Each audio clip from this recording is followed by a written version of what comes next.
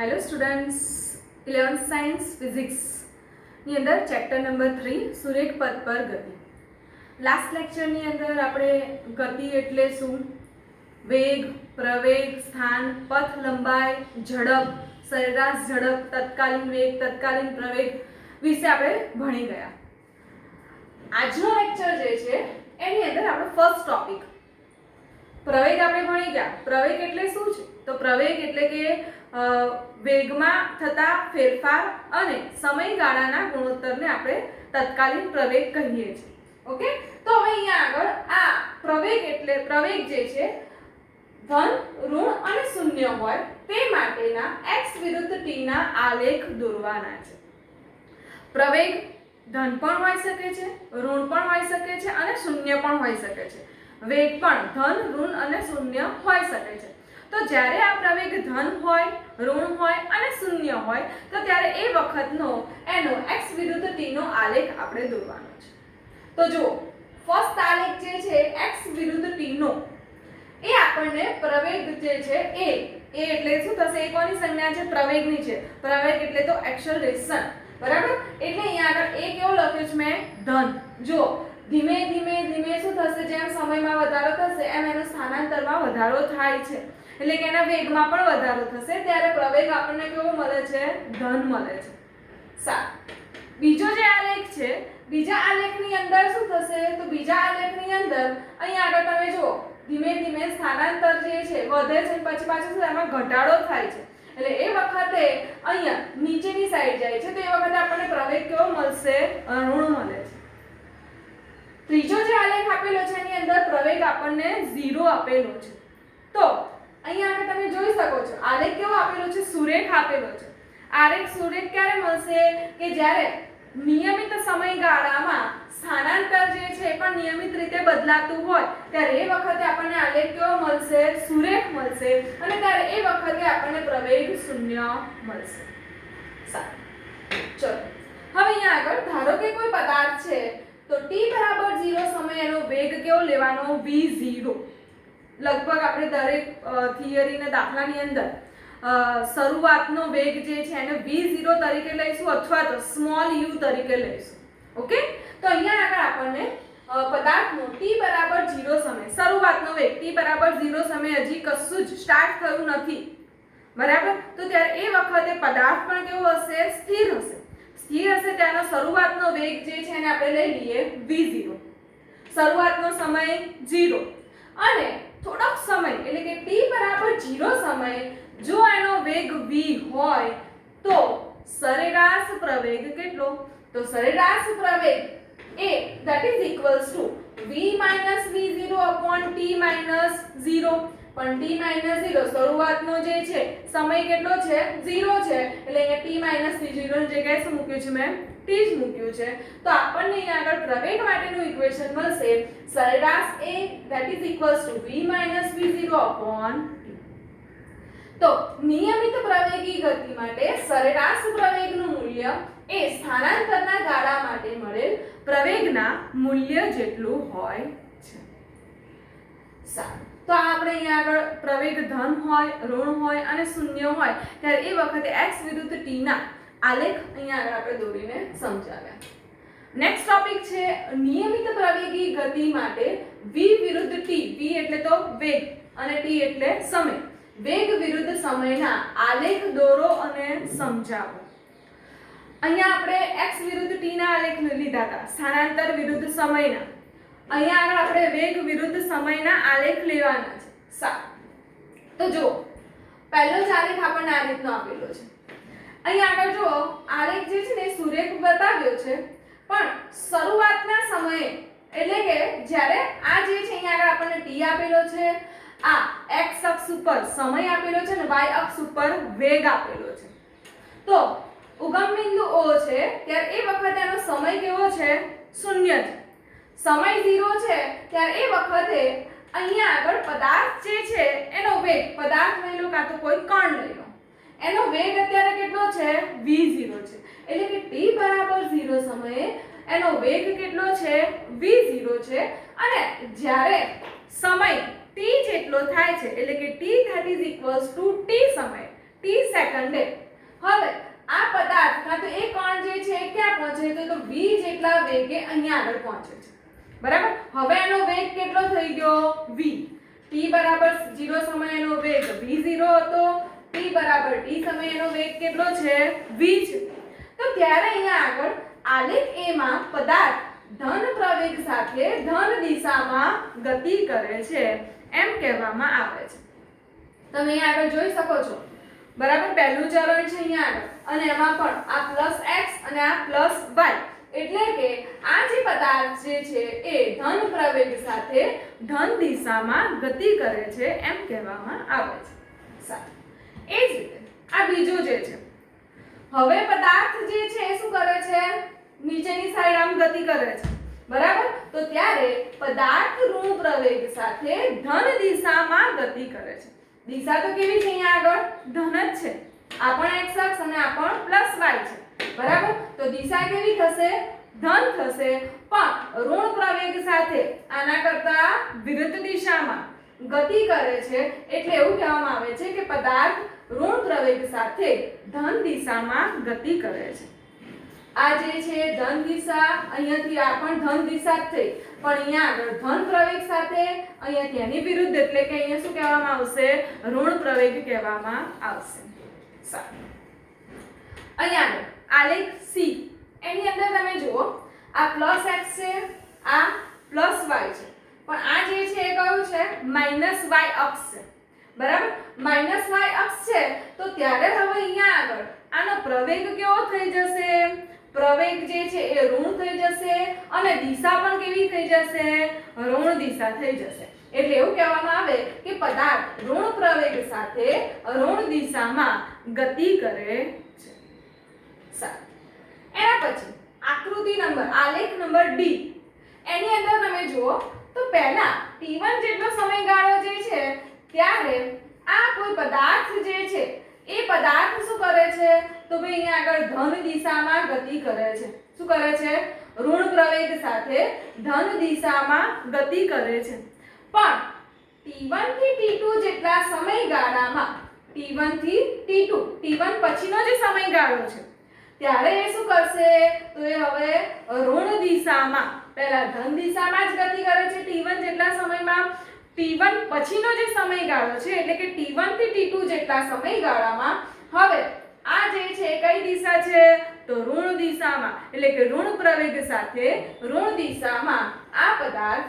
ગતિ કરે છે એમ કહેવામાં આવે છે તો આ નિયમિત પ્રવેગી ગતિ કરતા v વિરુદ્ધ t ના આલેખ આપણને આપેલા છે હંમેશા યાદ રાખજો નિયમિત પ્રવેગી ગતિ હશે ને એના આલેખ જે છે ને આ રીતે સીધી લાઈનમાં જ હશે બરાબર જો ઋણ પ્રવેગ હશે તો આ રીતે તમને નીચેની દિશામાં આમ દર્શાવશે ધન પ્રવેગ હશે તો ઉપરની દિશામાં હશે જો +x અને +y હશે પણ જો એની દિશા ભલે આમ હોય બરાબર પણ +x અને +y ની વચ્ચે હશે તો દિશા ધન જ કહેવાશે બરાબર પણ જો આ રીતનું હશે તો દિશા કેવી કહેવાય ઋણ કહેવાય ઓકે તો આપણે અહીંયા આગળ આ ચાર આલેખ જોઈ લીધા છે ઓકે નેક્સ્ટ ટોપિક છે આપણો અચળ વેગ વિરુદ્ધ સમયનો આલેખ દોરો અને સમજાવો હવે વેગ આપણને શું કીધું છે અચળ છે સપોઝ હું 5 મીટર પર સેકન્ડની ઝડપથી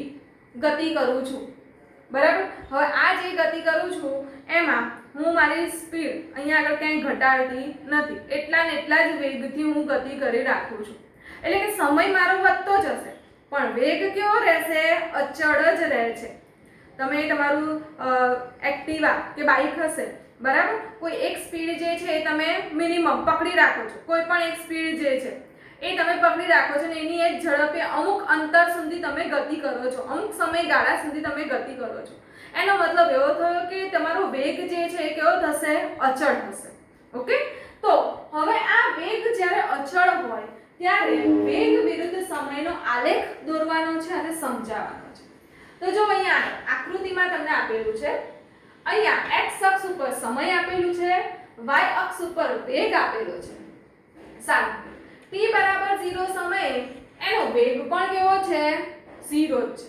બરાબર t બરાબર 0 સમયે એનો વેગ કેવો છે અહીંયા આગળ પહેલા તો શરૂઆતમાં ચલ હા અહીંયા આગળ આપણે જોઈએ તો શરૂઆતથી જ એનો વેગ કેવો આપેલો છે u આપેલો છે બરાબર અહીંયા શરૂઆતનો વેગ આપણને કેટલો કીધો છે v0 આગળ v0 કીધો તો અહીંયા હવે આપણને u કીધેલો છે સારું તો શરૂઆતનો વેગ અહીંયા આગળ u છે t બરાબર t સમયે જ્યારે આ કોઈ કણ કાં તો પદાર્થ જે છે એ અહીંયા આગળ આવે છે સમય t જેટલો થાય છે ત્યારે પણ એનો વેગ કેટલો રહે છે એટલો ને એટલો જ રહે છે u બરાબર 5 મીટર પર સેકન્ડ લઉં બરાબર તો t બરાબર t સમય સુધી જો આપણને કેવો મળે છે આ સીધો જ મળે છે એનો મતલબ વેગ કેવો છે અચળ રહે છે સમય વધતો જાય છે પણ વેગ કેવો રહે છે અચળ રહે છે તો અહીંયા આગળ તમે જો આ રીતનો મને આલેખ મળે ને તો આ કંઈક લંબચોરસ જેવું મને મળે છે તો લંબચોરસનું ક્ષેત્રફળ એટલે તો શું થાય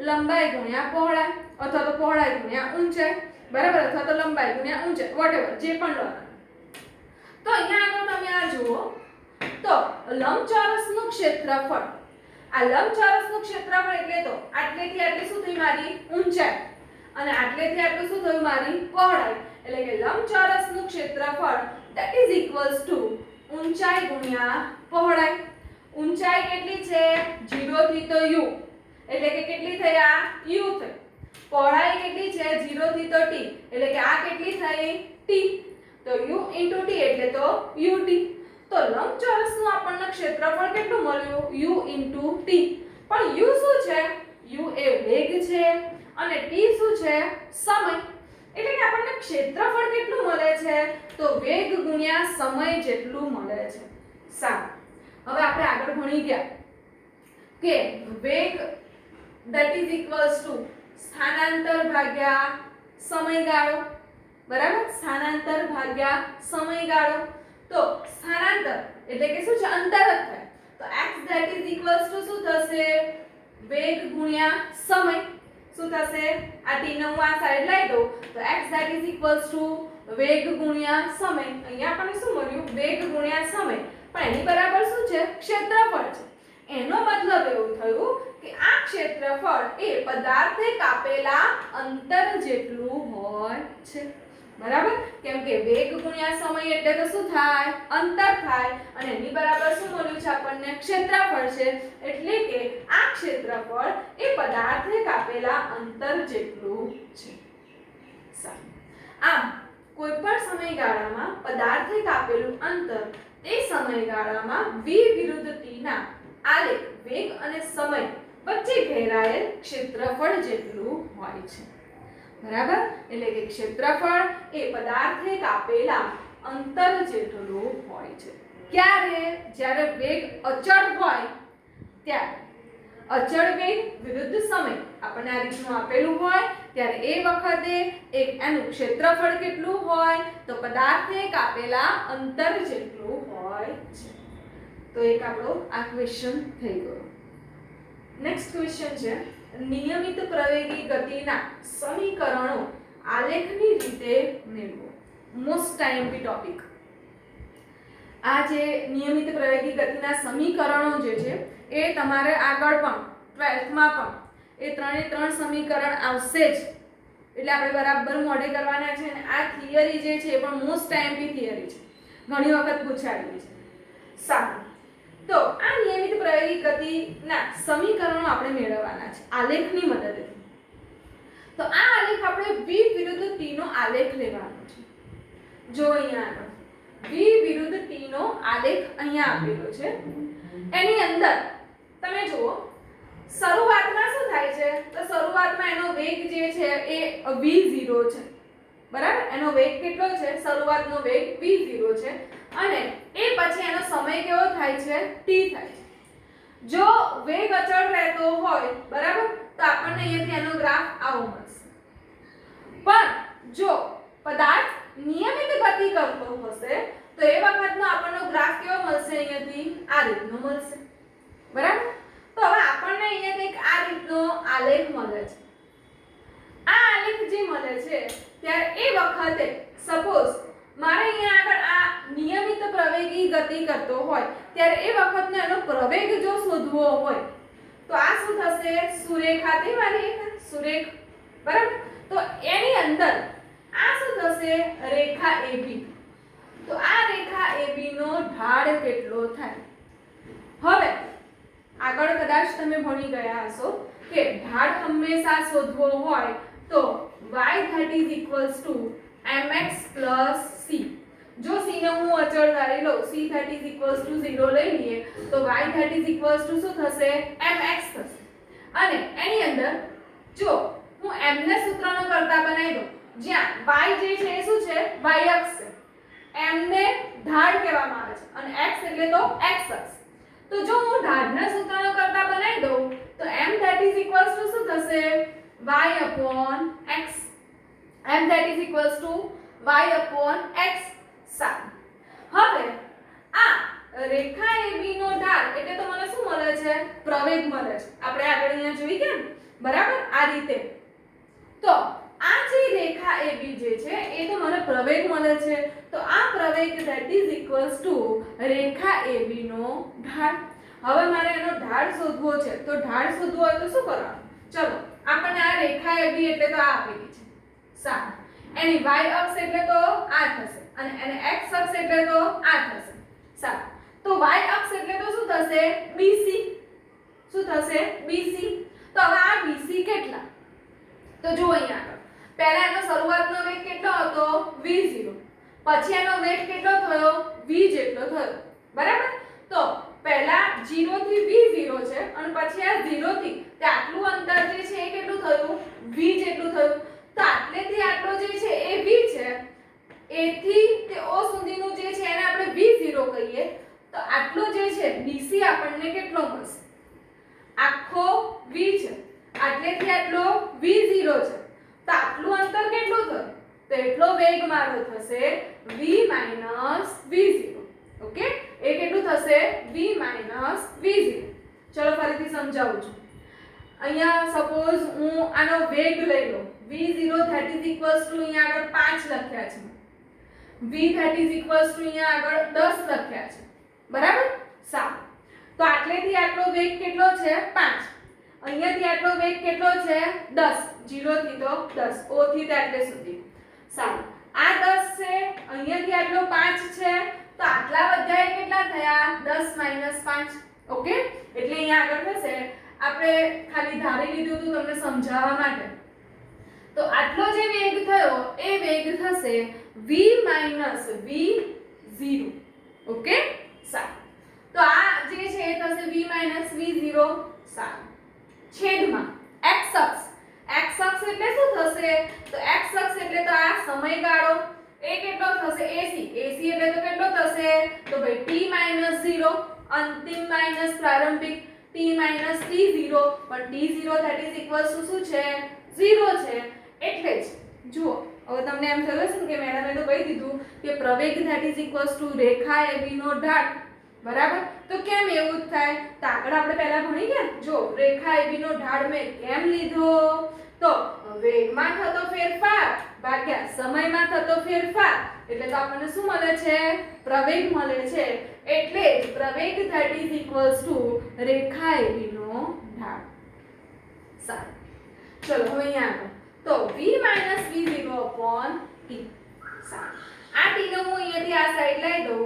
તો at that is equals to v v0 આનું હું ઇક્વેશન નંબર a નામ આપું છું સારું જો અહીંયા આગળ હું v ના સૂત્રનો કરતા બનાવી દઉં તો v0 અહીંયાથી આ સાઈડ આવી જાય તો પ્લસ થઈ જાય તો v that is equals to v0 plus a into t equation number 1 આને નિયમિત પ્રવેગી ગતિ માટેનું પહેલું સમીકરણ કહેવામાં આવે છે v that is equals to v0 plus at જ્યાં v જે છે એને અંતિમ વેગ કહેવામાં આવે છે v0 ને પ્રારંભિક વેગ કહેવામાં આવે છે સ્મોલ a કે જેને પ્રવેગ કહેવામાં આવે છે અને t ને સમય કહેવામાં આવે છે બરાબર તો પહેલું જ આપણે શું કર્યું જ્યારે પદાર્થ નિયમિત પ્રવેગી ગતિ કરતો હોય ત્યારે એ વખતે એનો ઢાળ કેટલો છે AB જેટલો છે તો એ ઢાળ એટલે તો શું થશે પ્રવેગ થશે એની પરથી આપણે પહેલું સમીકરણ મેળવ્યું અને એ સમીકરણ કયું છે v that is equals to v0 plus 80 સારું હજી તો બીજા બે સમીકરણ બાકી છે જો હવે t સમયમાં કણે કરેલ સ્થાનાંતર v વિરુદ્ધ t ના આલેખ વડે ઘેરાતા પ્રદેશ OABCDO જેટલું હોય બરાબર આ પદાર્થ જે છે એનો શરૂઆતનો વેગ v0 હતો અને પછી અહીંયા આગળ સુધી એનો અંતિમ વેગ કેટલો થયો v જેટલો થયો બરાબર સારું તો હવે એણે t જેટલા સમયમાં કણે સ્થાનાંતર જે કર્યું છે એ સ્થાનાંતર v વિરુદ્ધ t ના આલેખ વડે ઘેરાતા ક્ષેત્રફળ જેટલું હોય છે આપણે અહીંયા આગળથી જોઈએ ને બરાબર હવે તમે અહીંયા આગળ જુઓ અહીંયાથી આમ સ્ટ્રેટ લાઈન લઈ લો અને આ જે છે લઈ લો તો આ જે મારું શું થશે લંબચોરસ કે ચોરસ જે પણ અહીંયા આગળ હોય આ જે છે લંબચોરસ બની ગયું તો આ લંબચોરસનું ક્ષેત્રફળ એટલે તો શું થશે એ પદાર્થે કાપેલું અંતર એટલે કે એનું સ્થાનાંતર સારું તો આ અંતરને આપણે શું કહીએ છીએ સ્થાનાંતર એને આપણે x કહીએ છીએ તો હવે આ x that is equals to ક્ષેત્રફળ કેટલું થશે ક્ષેત્રફળમાં તમે જુઓ અહીંયા આગળ આપણને એક ત્રિકોણ પણ આપેલો છે અને એક આ લંબચોરસ પણ આપેલો છે તો આ લંબચોરસ એટલે તો OACD નું ક્ષેત્રફળ પ્લસ કેમ કે ટોટલ પદાર્થે વેગ કેટલો છે એનો અંતિમ વેગ v છે આટલું એને ટોટલ સ્થાનાંતર કરેલું છે એટલે આપણે જોવા જઈએ તો આટલું આખું ક્ષેત્રફળ પણ એને મેં શું કર્યું બે ભાગમાં ડિવાઈડ કરી નાખ્યું કેમ કે આખાનું આ રીતનું ક્ષેત્રફળ શોધવું એ ટફ છે એટલે મેં શું કર્યું એક આટલો ભાગ લઈ લીધો લંબચોરસ લઈ લીધો અને બીજો શું લઈ લીધો ત્રિકોણ લંબચોરસનું ક્ષેત્રફળ એટલે તો શું થાય લંબાઈ ગુણ્યા પહોળાઈ થાય અને ત્રિકોણનું ક્ષેત્રફળ એટલે શું થશે 1/2 પાયો ગુણ્યા વેધ બરાબર સારું તો જુઓ આ ક્ષેત્રફળ જે છે એ પદાર્થે કાપેલા સ્થાનાંતર જેટલું હોય તો એ સ્થાનાંતર x that is equals to આ લંબચોરસનું ક્ષેત્રફળ પ્લસ ત્રિકોણ ABC નું ક્ષેત્રફળ સારું તો આ લંબચોરસ OACD નું ક્ષેત્રફળ OACD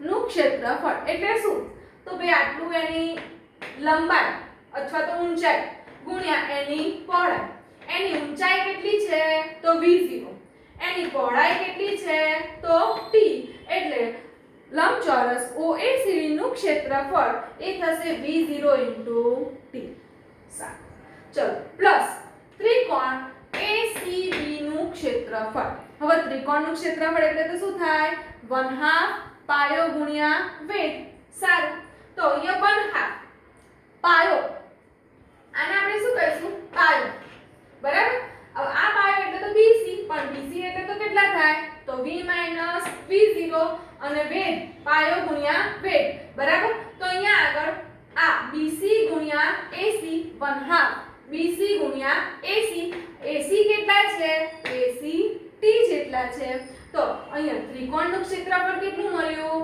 v - v0 / t પાયો ગુણ્યા વેધ બરાબર 1/2 પાયો ગુણ્યા વેધ એટલે કે 1/2 BC * AC BC એટલે તો v - v0 અને AC એટલે t થશે સારું તો ચલો અહીંયા આગળ જો x that is equals to v0 as it is plus 1/2 હવે અહીંયા આગળ જુઓ ઇક્વેશન નંબર a પરથી v - v0 એની બરાબર શું છે a * t તો આની અંદર આપણે a * t ની વેલ્યુ મૂકી દઈએ તો v - v0 that is equals to at અને ઓલરેડી t તો બીજા હતા જ તો at નો સ્ક્વેર બરાબર આ ક્યાંથી આવે ખ્યાલ આવી ગયો ને સારું જો અહીંયા આગળ ફરીથી v - v0 ની વેલ્યુ મારે અહીંયા મૂકવી છે પણ v - v0 એટલે તો કેટલા થાય 80 થાય અને બીજા ઓલરેડી t તો હતા જ એટલે જ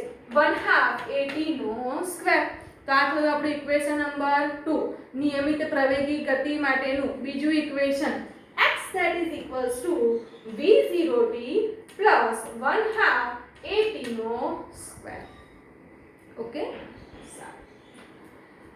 એના પછી હજી આપણે ત્રીજી ઇક્વેશન બાકી છે. સારું, આપણે આગળ સરેરાશ વેગની વ્યાખ્યા ભણી ગયા. સરેરાશ વેગની વ્યાખ્યા એટલે તો શું થાય? સ્થાનાંતરમાં થતો ફેરફાર ભાગ્યા સમયગાળો.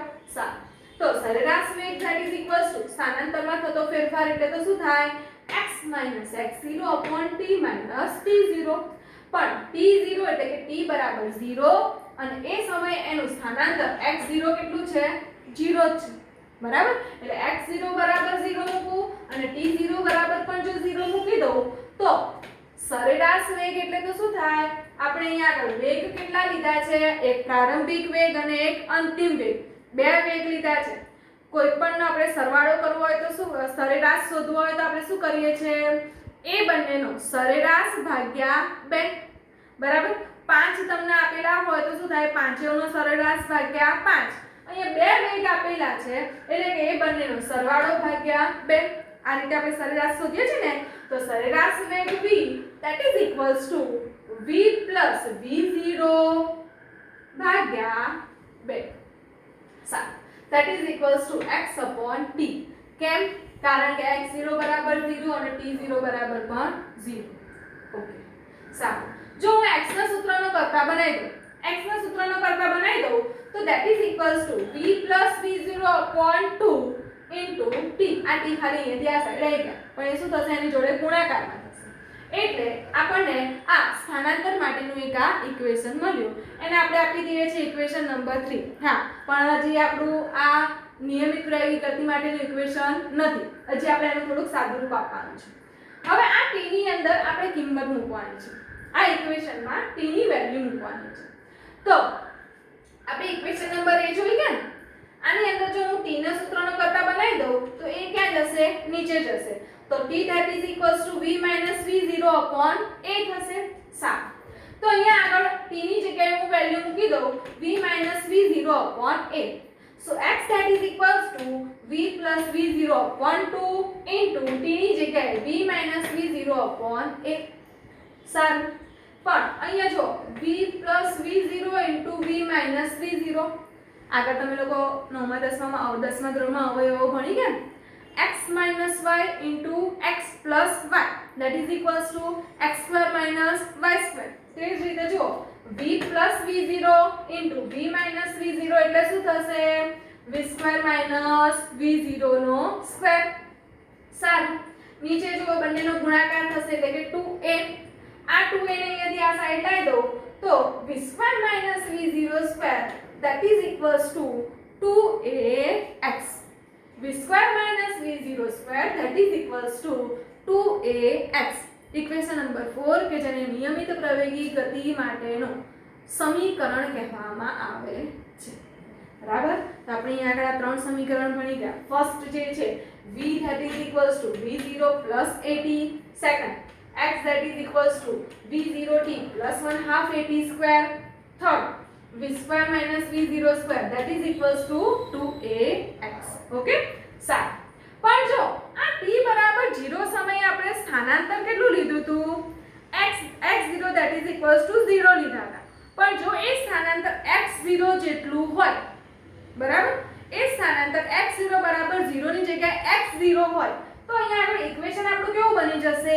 તો ઇક્વેશન આવું બની જશે x. આ ઇક્વેશન જે છે એની અંદર x x0, કેમ કે x0 જે છે પ્રારંભિક સ્થાનાંતર છે, x જે છે અંતિમ સ્થાનાંતર છે.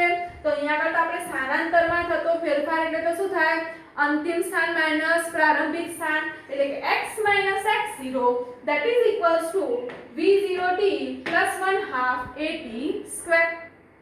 એ જ રીતે અહીંયા આ જે થર્ડ નંબરનું જે ઇક્વેશન જે છે એની અંદર પણ v square minus v0 square that is equals to 2a into x minus x0.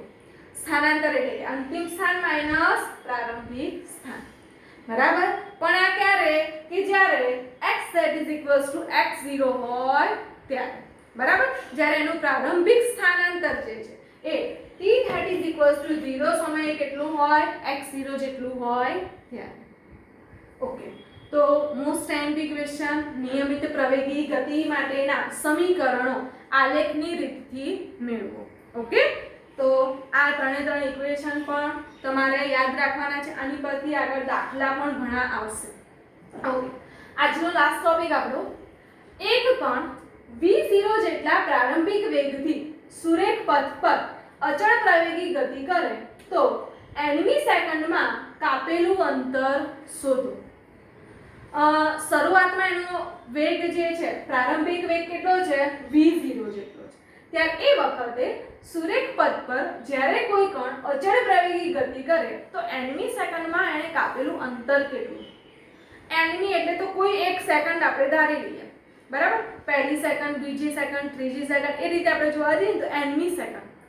આ nમી સેકન્ડ એટલે તો કોઈ એક જ સેકન્ડ થઈ, 1 to n નહીં. nમી સેકન્ડ એટલે એ પણ કોઈ એક સેકન્ડ જ છે. 10મી સેકન્ડ એટલે કોઈ એક સેકન્ડ છે. તો આ nમી સેકન્ડમાં કાપેલું અંતર that is equals to n સેકન્ડમાં કાપેલું અંતર માઈનસ n માઈનસ 1 સેકન્ડમાં કાપેલું અંતર. તમે અહીંયા આગળ જોશો ને તો n માઈનસ 1.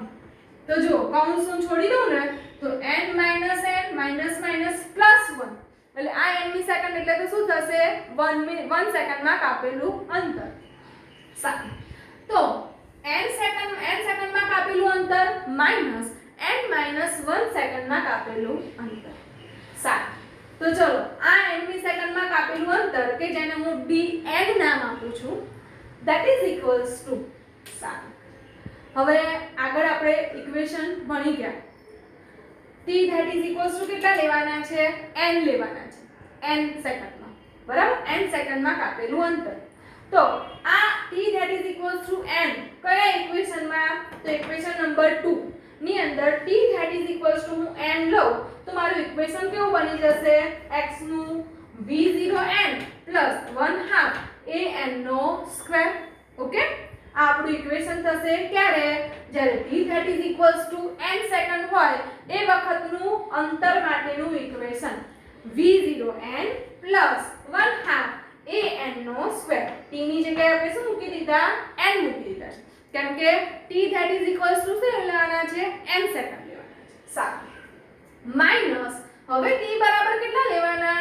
હવે t that is equals to n minus 1 લેવાના છે. સારું, તો t that is equals to હવે હું n minus 1 લઈશ તો જો અહીંયા આગળ v0 t ની જગ્યાએ n minus 1 plus 1/2 a t ની જગ્યાએ ફરીથી n minus 1 નો સ્ક્વેર.